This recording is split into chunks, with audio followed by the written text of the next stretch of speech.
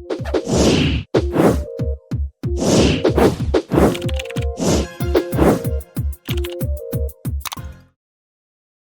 semua, jumpa lagi di IRV Project. Di kesempatan ini IRV hadir bersama seorang narasumber, yaitu salah satu pendiri PAUD Adjani. Nah, perlu diketahui bahwa PAUD Adjani ini berada di Desa Gerih, Badung, Bali. Inilah dia, Imade Suwanda Jaya. Halo. Halo Pak Eris. Oke, nah Made Suwanda ini nama panggilannya adalah Elik. Oke, ya Elik ya. Wah, Pak Eri ini bisa aja. Elik ini dikenal dengan nama di FB Elik Bagus, ya kan? Li, gimana kabar Li? Baik, baik Pak Eri. Pak Eri gimana ini? Sehat selalu. Oke, Li, di sini kita ingin tahu tentang PAUD Adjani yang ada di Desa Gerih. Nah, mengapa Eli bersama saudara atau kawan-kawan mendirikan PAUD ini? Mengapa? Silakan. Ya, terima kasih Pak Eri atas kesempatannya, ini luar biasa sekali. Ya, jadi awal mulanya itu ya sedikit panjang saya bercerita ini Pak Eri. Silakan, silakan. Jadi awal mulanya itu Pak Eri, jadi kita duduk bersama kakak kandung sendiri ini, yaitu Pak Wayan Wikrawan namanya. Kemudian ngobrol-ngobrol Pak Eri. Nah, ngobrol-ngobrol di sana kebentur dengan anak. Anak waktu itu menginjak sudah masuk playgroup. Sedangkan tuntutan di keluarga tidak bisa mengantar ke sekolah Pak Eri. Nah, dari sanalah kita berpikir bagaimana caranya seorang anak ini biar dia bisa mengenyam taman bermainnya. Nah, seperti itu Pak Eri. Jadi awal mulanya itu, jadi kita berpikir bagaimana caranya nih anak biar bisa ikut bermain nih di sekolah. Terus itu sedangkan kita kerja, istri kerja, sedangkan nenek ada di rumah sendiri, tidak bisa naik motor Pak Eri. Kan sulit ini kita. Nah, dari sanalah kita tercetus Pak Eri. Jadi untuk mendirikan sebuah PAUD itu Pak Eri. Jadi awal mulanya kita ya melakukan itu hampir tidak terbayang gitu loh. Jadi dari awalnya itu kita, wah gimana ini? Apa yang harus kita lakukan pertama? Jadi kita berpikir, wah harus gimana nih? Nah kebetulanlah akhirnya kita bertemu dengan teman gitu, seorang notaris gitu. Jadi kita konsultasi nih, kalau kita mendirikan sebuah yayasan, bagaimana konsekuensinya gitu kan? Ya, jadi kita berjalan, akhirnya kita berjalan, terus itu, nah kita karena tidak tahu prosedur, tidak tahu cara, tidak tahu ya segala macam Pak Eri, jadi kemampuan juga nggak ada nih kan? Jadi kita berpikir, wah bagaimana caranya gitu? Ya, jadi kita tidak berani melangkah lebih dahulu nih Pak Eri. Jadi kita berusaha untuk bagaimana regulasinya yang benar dulu nih, gitu ceritanya Pak Eri. Akhirnya disarankanlah waktu itu tahun 2013 Pak Eri. 2013. Ya, disarankan oleh teman notaris itu, ya kita buat dulu sebuah yayasan. Nah, itu awal mulanya Pak Eri. Jadi 2013 itu kita sudah membuat yayasan, tetapi waktu itu belum bisa jalan juga Pak Eri. Akhirnya kita melangkah itu 2014. 2014 itu karena sudah desakan anak ini Pak Eri. Jadi anak sudah menginjak waktu itu 3 tahun, dia belum artinya udah mau mengenyam di playgroup, tapi kita belum bisa memfasilitasi kan. Akhirnya itu waktu itu, nah punyalah di rumah itu saya sebuah kandang ayam Pak Eri. Mohon maaf ini. Iya, lanjut. Terus? Ya, jadi kandang ayam Pak Eri. Waktu itu kita, wih gimana caranya? Di sini kita harus jadikan sebuah sekolah nih. Nah itu awal mulanya Pak Eri. Nah, akhirnya, nah saya kebetulan sama kakak sendiri langsung ini langsung nih menggarap nih. Pertama kita bersihkan dulu nih kandang-kandang itu. Jadi kita geser dulu kandangnya, kemudian kotoran-kotorannya yang kita geser dulu Pak Eri. Kemudian akhirnya, nah kita mulai namal-namal nih. Jadi awalnya itu kita buat kayak plafon gitu, kita beli triplek Pak Eri, kita pasang sendiri itu. Terus itu kita tembok mulai itu kita masang sendiri juga sih dengan bataku itu. Mungkin waktu itu bapak saya berpikir Pak Eri, apa sih yang dilakukan anak saya ini gitu. Hal yang tidak mungkin kan. Nah itu jadi akhirnya tembok kita itu nggak habis. Jadi kita tembok hanya sekitar 1,5 meter. Kemudian di atasnya itu kita pasang triplek juga. Nah dari sanalah Pak Eri. Jadi udah ada sedikit itu gambar sedikit bahwa ini adalah rencana sekolah kan gitu nih ceritanya. Jadi itu awal mulanya Pak Eri. Jadi dari sanalah kita udah mulai menggebrak untuk membangun sekolah itu Pak Eri. Oke, nah di tahun 2013 kan baru mendirikan dapat pelang yayasan. Kemudian 2014 mulai menggeser si kandang ayam ini menjadi sebuah kelas kelas kecil. Nah, kenapa di sana kan tadi Eli bilang bahwa karena anak itu harus playgroup. Nah, kenapa tidak menyekolahkan di luar? Nah, kendati dibilang tadi bahwa sang nenek tidak bisa naik sepeda motor. Ini ide agar di rumah ini siapa yang mencetuskan harus jalan gitu loh, siapa yang paling ngotot lah istilahnya untuk ini agar jalan. Ya, kebetulan Pak Eri, ini kebetulan kan kakak saya yang punya anak pertama ini, kakak saya anak pertamanya dia yang sudah artinya menginjak rencana playgroup tersebut gitu. Jadi memang betul, kenapa tidak keluar gitu? Ya kita kebentur Pak Eri. Jadi anak dia tidak ada yang nganter gitu. Kita kepikirkan karena di satu sisi nenek saya yang sendiri di rumah ini menjaga anak-anak, artinya anak-anak saya 2 orang, kemudian anak kakak 3 orang Pak Eri. Jadi itu yang membuat kesulitan. Bagaimana caranya kita ini gitu. Jadi desakannya dari sana Pak Eri. Oke. Itu. Berarti karena nenek punya banyak cucu, jadi itu yang harus dia tetap di rumah. Oke, ide yang sangat menarik ya. Nah, jadi operasional PAUD ini mulai kapan? Nah, ya, baik Pak Eri. Jadi saya bercerita kembali.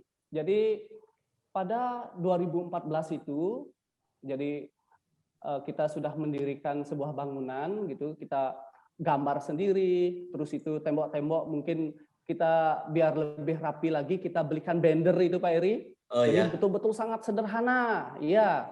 Nah, kemudian 2014 itu kita sudah mulai operasi ini Pak Eri. Jadi pertama kita bukan membuka TKA, TKB, bukan seperti itu. Jadi kita membuat playgroup, taman bermain dulu. Ya, jadi playgroup kita buat dulu. Yang diajak siapa? Nah, kita kebetulan merekrut seorang guru. Jadi di sana ada seorang guru. Ya, tentunya gaji gurunya kita membiayai sendiri nih Pak Eri. Ya, ketimbang kita menaruh anak di TPA gitu kan.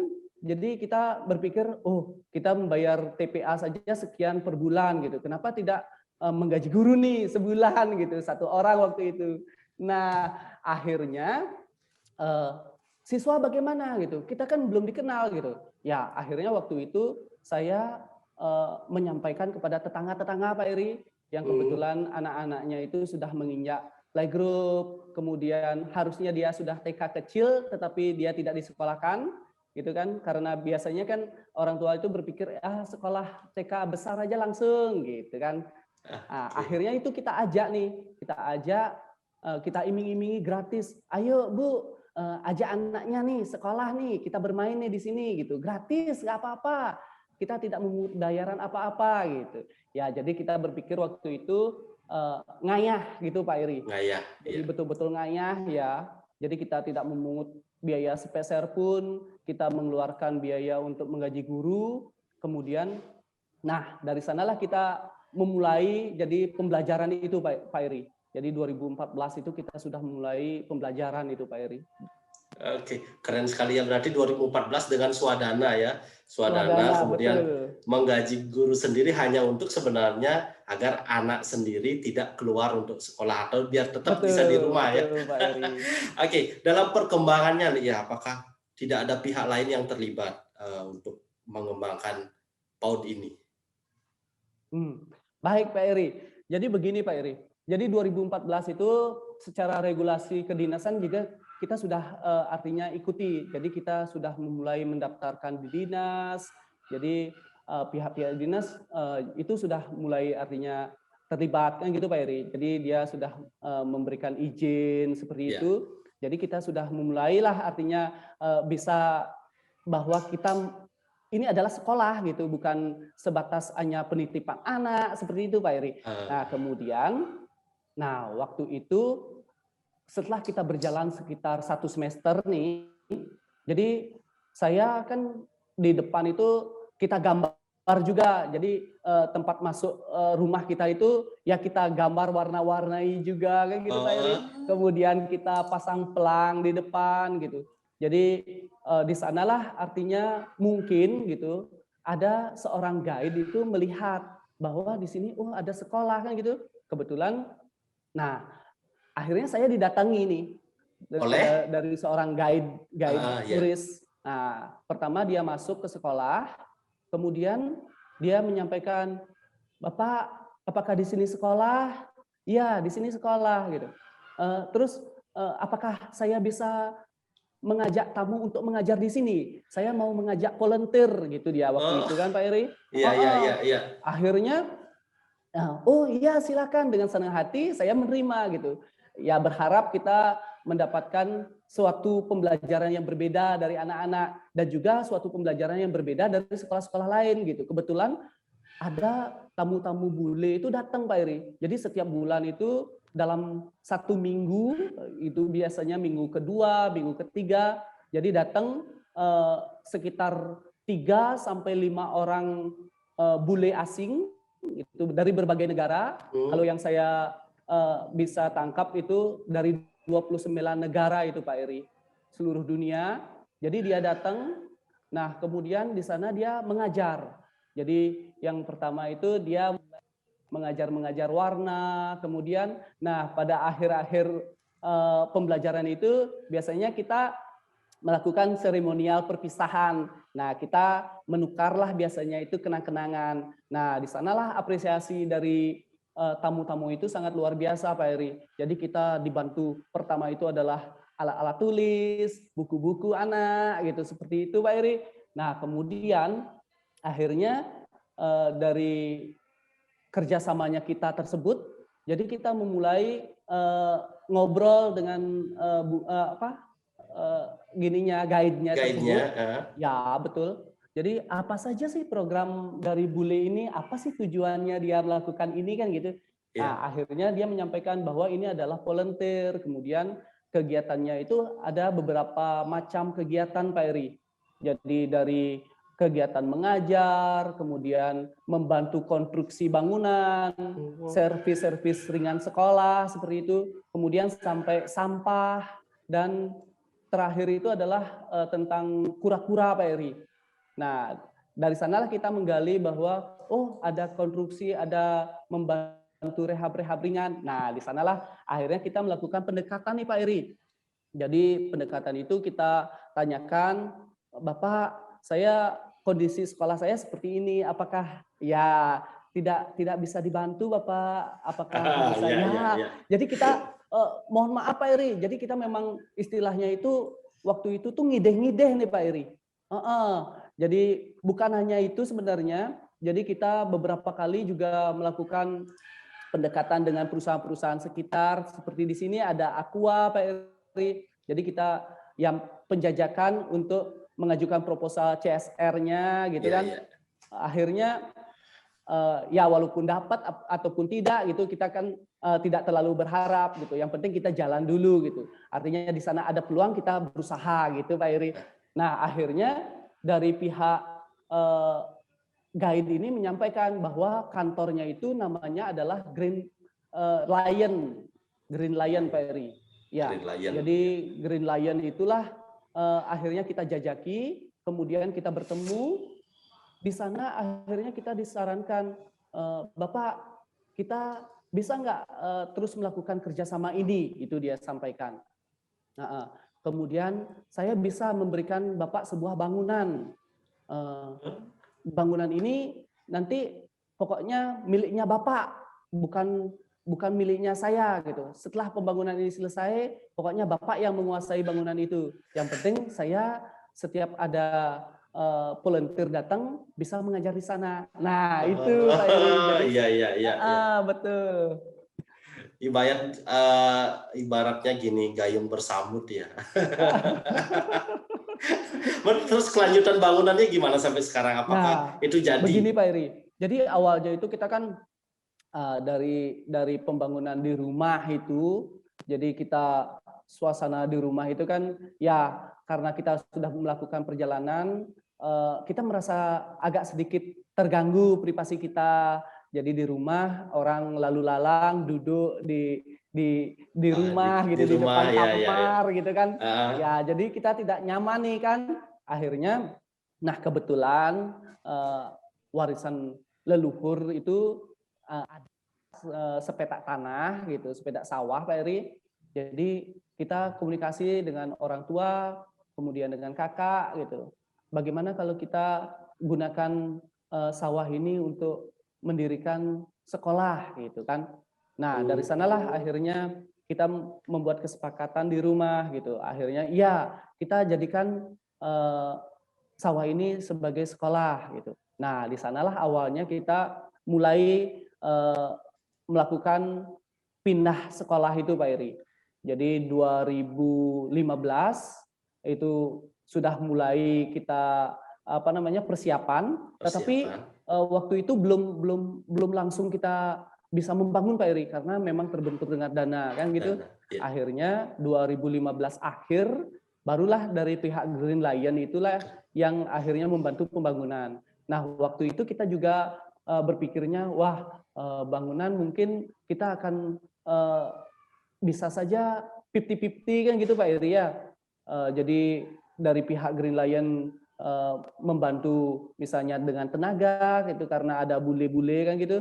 Kemudian dari pihak kita misalnya materi gitu kan. Kita takut juga nih bagaimana gitu.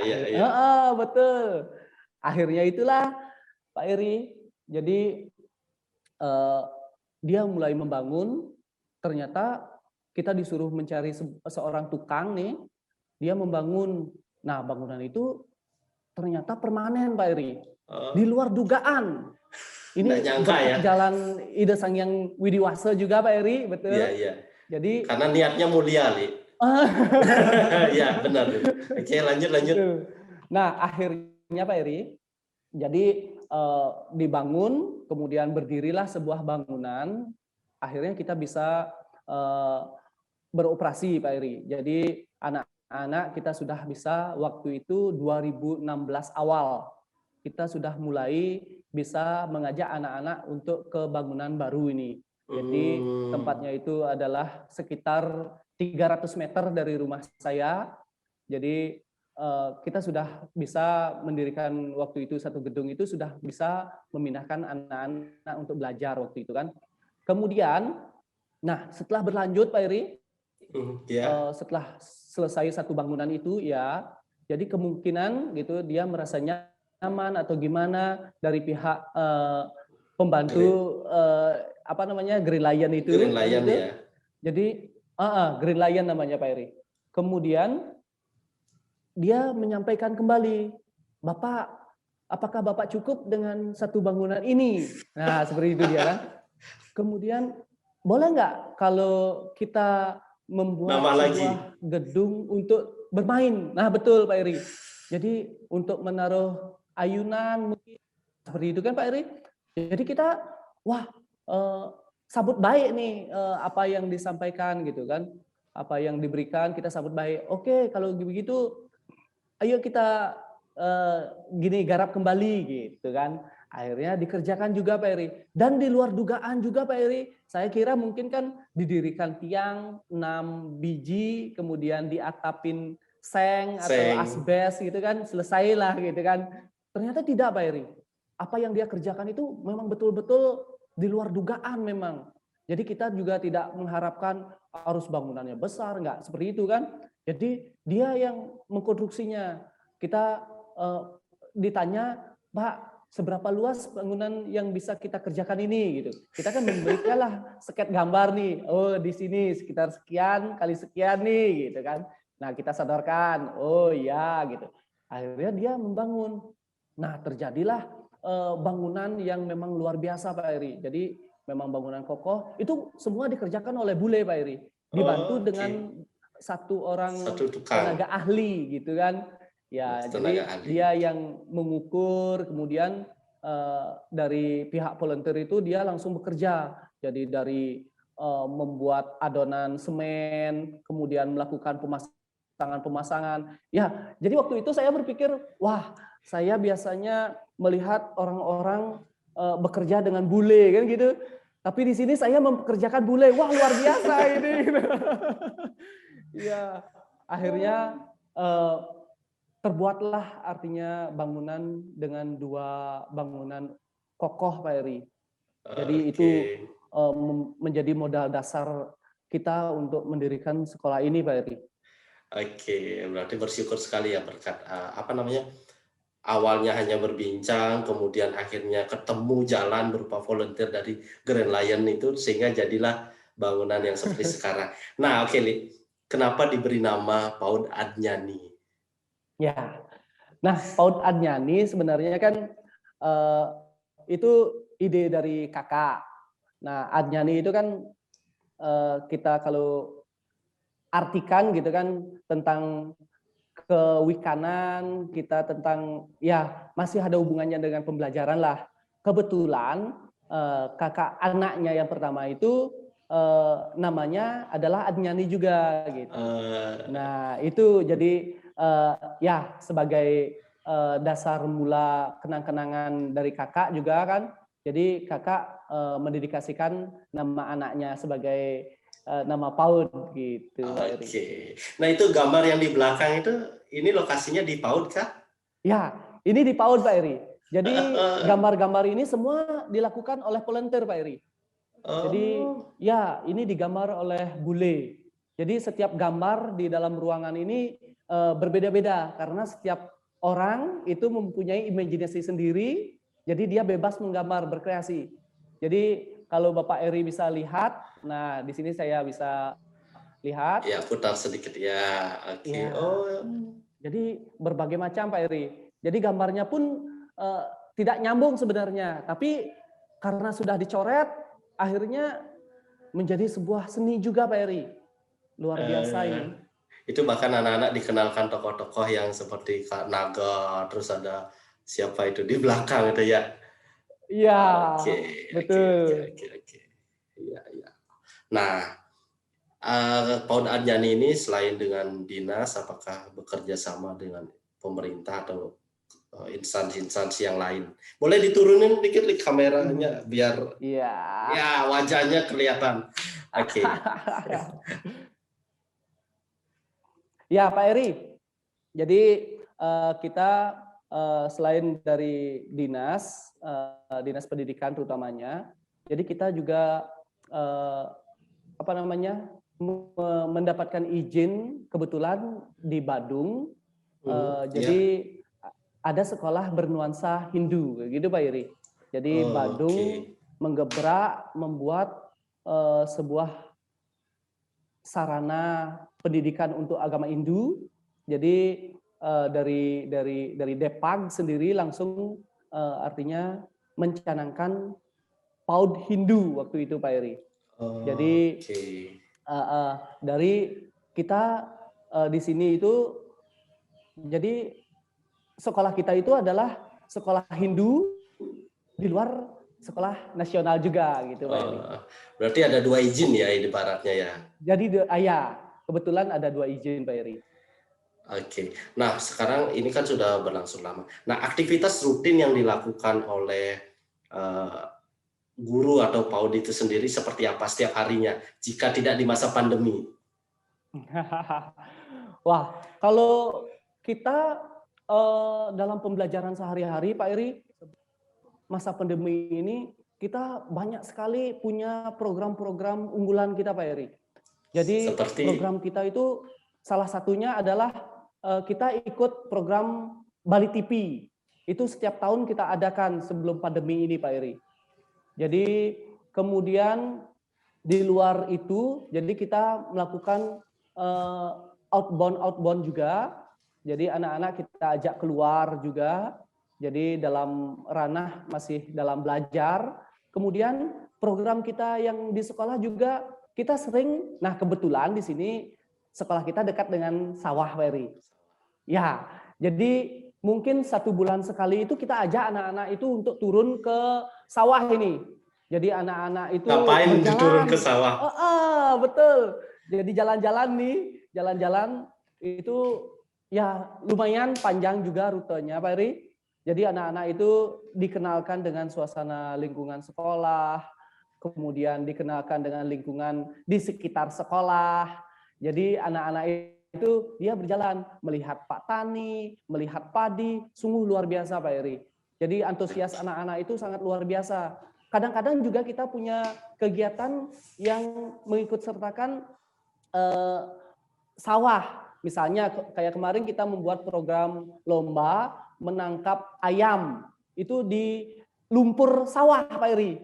Jadi ayam itu dilepas di sawah, kemudian anak-anak masuk ke dalam untuk menangkapnya. Woi, luar biasa, Pak Eri. Ayamnya kecil atau gede? Ayamnya kecil, ya. Ayamnya kecil. Berarti sekarang jumlah gurunya berapa, Li? Nah, kalau sekarang di sini kita ada 4 guru sekarang sudah, Pak Eri. Jadi kita sudah berjalan dari TPA, kemudian dari playgroup, kemudian TKA dan TKB, Pak Eri. Jadi kita di sini ada 4 guru, kemudian, nah kebetulan kakak saya sebagai kepala sekolah di sini. Oke. Sudah menjadi apa? Sudah menjadi sebuah lembaga, kemudian sudah strukturnya udah kepala sekolah sudah ada, guru sudah ada, siswa sudah ada. Nah, harapan ke depan atau keinginan yang cita-citakan terhadap PAUD ini seperti apa ke depan? Ya, untuk ke depannya kita tidak terlalu mulu-mulu, Pak Eri. Jadi kita tetap berusaha untuk eksis di tengah jadi gencarnya sekolah-sekolah swasta, kemudian sekolah-sekolah desa juga, karena kita di sini kebetulan memang sekolah swasta, jadi dihimpit juga dari sekolah-sekolah desa, Pak Eri. Jadi kita tetap artinya berusaha untuk eksistensi, Pak Eri. Jadi kita, nah ini berada di desa ya, Pak Eri. Jadi kita juga masalah pembayaran, jadi kita tidak terlalu terlalu memikirkan bahwa kita harus membayar sekian untuk SPP gitu, tidak ada, Pak Eri. Jadi kita tetap berjalan. Bahkan untuk tahun depan ini, Pak Eri, ada rencana bahwa sekolah saya ini untuk menggratiskan SPP, Pak Eri. Wow. Ya, sangat luar biasa ini, Pak Eri. Jadi kita tetap berusaha bagaimana caranya kita berjalan supaya tetap sekolah kita ini eksis, Pak Eri. Jadi kita tetap memberikan program-program terbaik. Jadi dengan dukungan pemerintah juga, Pak Eri. Oke, siap. Nah, semoga apa yang Eli harapkan dan PAUD Adnyani ini bisa menjadi sebuah lembaga pendidikan yang besar dan dapat diterima di masyarakat ya. Nah, sementara ini terakhir nih, respon masyarakat atau respon orang-orang terdekat di sana seperti apa nih? Ya, baik Pak Eri. Kalau berbicara masalah respon masyarakat gitu ya. Jadi dari awal mungkin saya bisa ceritakan sedikit ya. Jadi pada saat saya dari awal mendirikan di rumah gitu kan, mungkin dari warga di sekitar itu juga berpikiran, wah apa yang dikerjakan, wah apa ini gitu. Karena apa Pak Eri? Jadi saya memang kalau saya melihat flashback foto-foto yang lama itu memang saya itu agak sedikit minder juga Pak Eri. Karena memang apa yang saya lakukan dulu itu memang betul-betul di luar nalar Pak Eri. Jadi bangunan yang dari anggap minus gitu kan, kemudian kita sedikit poles sehingga lebih manis, tetapi itu masih sangat jauh Pak Eri. Nah kemudian seperti yang saya sampaikan tadi, jadi tanggapan warga itu memang sedikit ya mungkin kan biasa Pak Eri ya. Jadi apa yang kita kerjakan itu apa yang dikerjakan, wah kayak gini, ini kayak gini kan gitu. Akhirnya setelah saya berjalan, kita tidak mengharapkan suatu hasil apapun gitu kan. Jadi sekarang sudah berdiri di tempat baru ini, ya respon masyarakat sekitar itu sangat luar biasa Pak Eri. Jadi walaupun di sini hanya 500 meter berjarak dari sekolah desa juga, jadi kita masih bisa tetap eksis. Jadi warga-warga sekitar juga tetap sekolah di sini. Di luar juga luar biasa Pak Eri. Jadi kalau di sini lingkupnya ada dari Mambal, Abian Semal, Penarungan, ada anak-anak kita dari berbagai wilayah di sekitar kita ini. Tidak hanya dari desa itu sendiri ya, tetapi dari desa-desa sekitar. Betul, Pak Eri, betul. Oke, sebagai pesan penutup untuk obrolan kita, silakan. Ya, baik. Jadi pesan-pesan saya bagi teman-teman, jadi kita tidak boleh berkecil hati. Jadi kita bekerja melihat dari semangat kita sendiri. Jadi apa yang kita pikirkan, jadi kita harus lebih banyak berimajinasi. Jadi kita harus menghayal Pak Eri intinya. Menghayal. Dari hayalan itu ya. Jadi hayalan itu memang memunculkan sebuah imajinasi Pak Eri.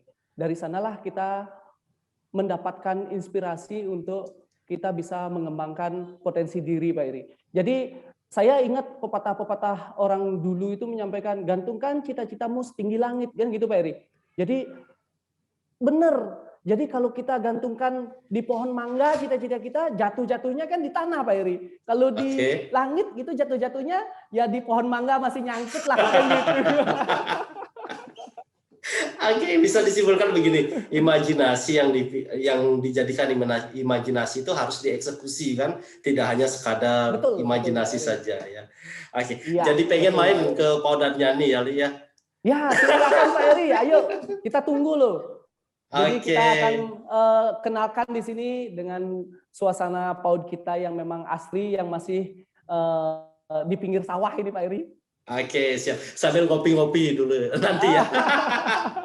Oke, itu tadi. Terima kasih Eli. Ini panggilan bekennya adalah Eli. Oke. Itu tadi teman-teman tentang bagaimana proses jadi lahirnya sampai sekarang berdiri dan berjalan operasional dari PAUD Adjani. Oke, jangan lupa untuk tetap like, subscribe, komen, dan nyalakan lonceng untuk tetap mendapatkan update di ERV Project. Makasih Eli ya, bye-bye. Hai, terima kasih Pak Eri. Keren.